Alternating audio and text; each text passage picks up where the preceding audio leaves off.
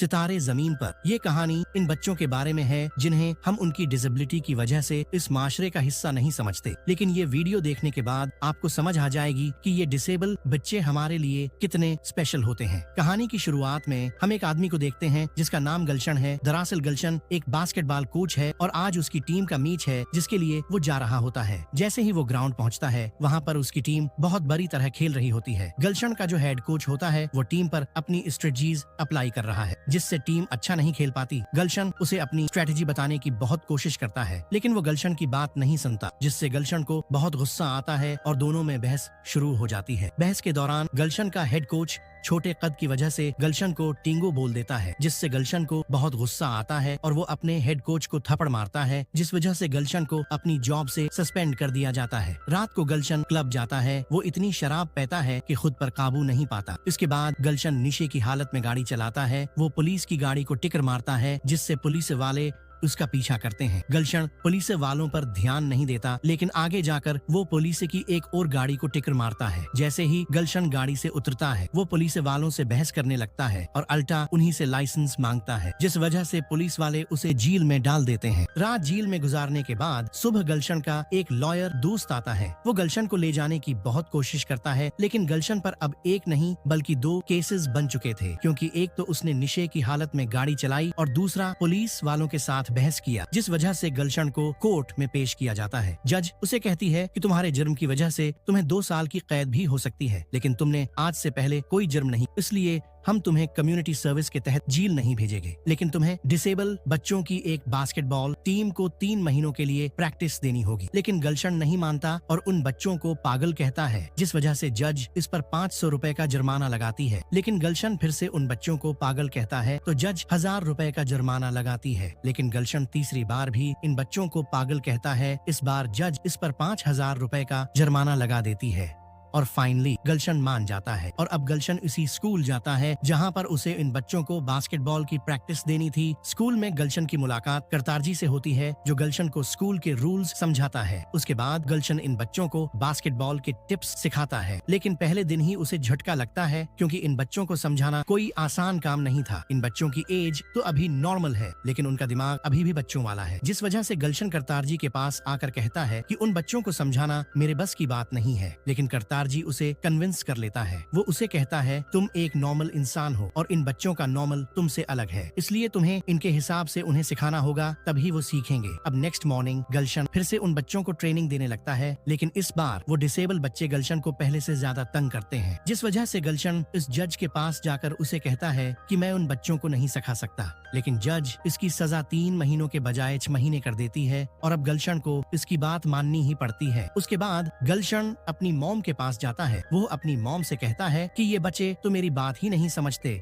मैं उनको नहीं सिखा सकता। गलशन की मॉम उसे कहती है कि जब तुम छोटे थे, तुम्हारे छोटे कद की वजह से कोच तुम्हारा ट्रायल नहीं ले रहा था, लेकिन तुम्हारी वजह से मैं उससे लड़ी और उसने तुम्हारा ट्रायल लिया। मैंने तुम्हें सपोर्ट किया, इसलिए अब तुम उन बच्चों को सपोर्ट करोगे। अपनी मॉम की बात सुनकर गलशन के दिल में बच्चों के लिए प्यार जागता है। अब नेक्स्ट मॉर्निंग गलशन फिर से स्कूल जाता है। इस बार वो दिल से इन बच्चों को सिखाने की कोशिश करता है, लेकिन वो बच्चे बॉल को इधर उधर फेंकते हैं, जिससे गलशन हारता हुआ नजर आता है। रात को गलशन टीम के लिए स्ट्रेटेजी बनाता है। फिर अगले दिन गलशन जाकर सीधा करतारजी से मिलता है। वो करतारजी से कहता है कि मुझे बताएं, इन बच्चों को सिखाने का सही तरीका क्या है, क्या ये बचपन से नासमिज हैं? जिसके बाद करतारजी गलशन को इन बच्चों के बारे में सब कुछ बता देता है। जैसे राजू एक नर्सरी संभालता है, उसे पेड़ पौधों का बड़ा शौक है। वही करीम एक होटल में डिश क्लीनर का काम करता है। गड्ढू एक पीट लोर है, उसे जानवर पालने का बड़ा शौक है। इसके अलावा शर्मा जी जो अपना एक काफे चलाते हैं। करतार जी की ये बातें सुनकर गलशन के दिल में इन बच्चों के लिए मोहब्बत और भी ज्यादा हो जाती है। जहाँ गलशन इन बच्चों को पागल कहता था, अब उनसे और भी प्यार और मोहब्बत करने लगता है। अब ये लोग रोज प्रैक्टिस करते हैं, रोज नई स्ट्रेटेजी सीखते हैं। एक दिन ये लोग नहाने जाते हैं। अब जैसे ही ये लोग नहाते हैं तो गड्डू नहाने से इनकार करता है। उसकी वजह ये थी कि गड्डू को पानी से बहुत डर लगता था, क्योंकि वो बचपन में एक दिन डूबते डूबते बचा था, इसलिए वो नहीं नहाता।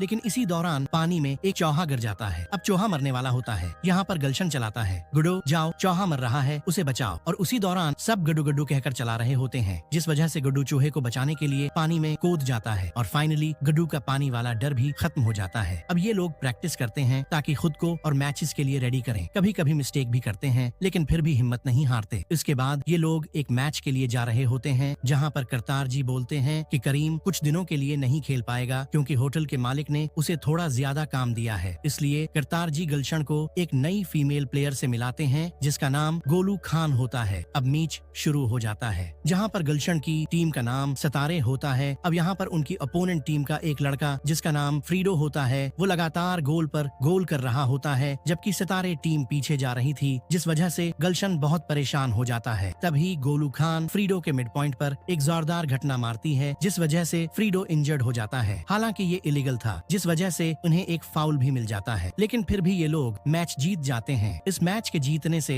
ये लोग सेमीफाइनल में पहुंच जाते हैं। अब जब ये लोग मैच से वापस आ रहे थे तो खुशी की वजह से सब शूर करते हैं, जहाँ पर ड्राइवर उन्हें शूर करने से मना करता है। तभी लोटस की च्युइंगम सीधा जाकर ड्राइवर के मुंह पर लगती है, जिससे बस बेकाबू हो जाती है और ड्राइवर उन्हें बस से उतार देता है, जिस वजह से ये लोग गाय भैंसों वाले ट्रक में आ जाते हैं। अब ये लोग मैचेस जीतते जीतते सेमीफाइनल से फाइनल में पहुंच जाते हैं। फाइनल में उनका मुकाबला एक तगड़ी टीम से होता है, जिसके लिए गलशन हरगविंद के बारे में सोचता है। दरअसल हरगविंद भी पहले इसी स्कूल से खेलता था। गलशन सोचता है कि हरगविंद एक अच्छा प्लेयर है, इसलिए फाइनल में हमें उसकी जरूरत पड़ेगी। इसी वजह से गलशन हरगविंद के घर चला जाता है। वो हरगविंद से कहता है कि सितारे टीम को तुम्हारी जरूरत है, तुम्हारी वजह से सितारे टीम फाइनल में जीत सकती है, इसलिए हमारी टीम के लिए खेलो। हरगविंद मान जाता है। वो अब फाइनल में खेलने के लिए तैयार था, लेकिन अब मसला ये था कि उनका जो फाइनल मैच था वो दिल्ली में नहीं बल्कि मुंबई में था। यहाँ पर करतार जी का कहना था कि हमें जो फंड मिला था वो खत्म हो चुका है, हमारे पास सिर्फ इतने पैसे हैं जिनसे हम ट्रेन का टिकट तो ले सकते हैं, लेकिन वो 2 दिन का सफर है और इतने टाइम में इन बच्चों को संभाल पाना मुश्किल है, इसलिए प्लेन की टिकट करवानी होगी, जिसमें बहुत खर्चा आएगा। तो हो सकता है कि ये सितारे टीम फाइनल में न खेले। ये सुनते ही वो सारे डिसेबल बच्चे बहुत ज्यादा परेशान हो जाते हैं। वो सोचते हैं कि हम इतनी मेहनत से फाइनल में पहुंच गए और वजह से फाइनल में नहीं खेल पाएंगे। अब यहाँ पर गलशन भी इस बारे में परेशान होता है। वो सोचता है कि अब उनके टिकट का पैसा कहाँ से आएगा। यहाँ पर वो सुनीता से बात करता है। दरअसल सुनीता गलशन की वाइफ थी। अब यहाँ पर सुनीता कहती है कि मेरा भी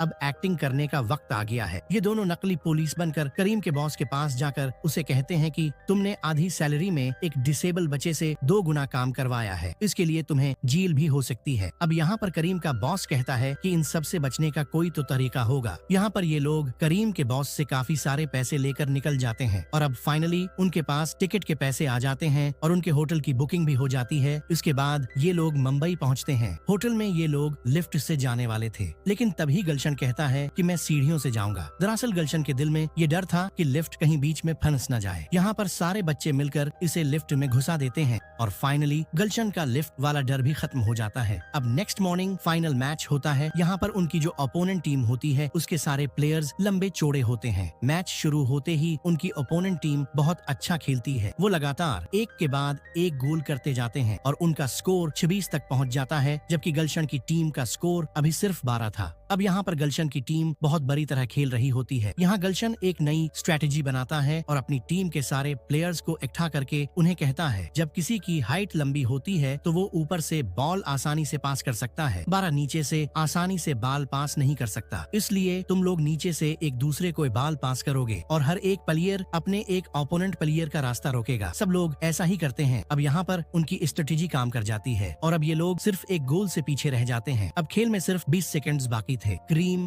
बॉल को नेट की तरफ फेंकता है। गलशन को लगता है कि हम मैच जीत जाएंगे, लेकिन बॉल नेट में नहीं गिरता और फाइनली ये लोग मैच हार जाते हैं। गलशन का सपना सिर्फ सपना ही रह जाता है, लेकिन फिर भी ये सारे डिसेबल बच्चे मिलकर इस हारे हुए मैच को सेलिब्रेट करते हैं। ये सब देखकर गलशन हैरान होता है। उसे समझ आ जाता है कि ये डिसेबल बच्चे हमसे क्यों अलग हैं। अब यहाँ पर गलशन के 6 महीने भी खत्म हो जाते हैं। गलशन का पुराना हेड कोच उसे कॉल करके बताता है कि वैसे भी तुम्हारी सजा खत्म हो चुकी है, इसलिए तुम वापस आकर नॉर्मल लड़कों के कोच बन जाओ। ये सुनते ही गलशन करतार जी के पास जाकर उसे जाने के लिए कहता है। करतार जी उसे अलविदा करते हैं, लेकिन जाने से पहले करतार जी उसे कहते हैं कि नीचे हॉल में तुम्हारे लिए एक गिफ्ट है, जाकर ले लो। जैसे ही गलशन हॉल में जाता है वहाँ सारे बच्चे उसका इंतजार कर रहे थे। दरअसल वो गुलशन का बर्थडे सेलिब्रेट कर रहे थे। यहाँ पर ये लोग मजे से बर्थडे मनाते हैं और इस तरह इस मूवी का एंड हो जाता है।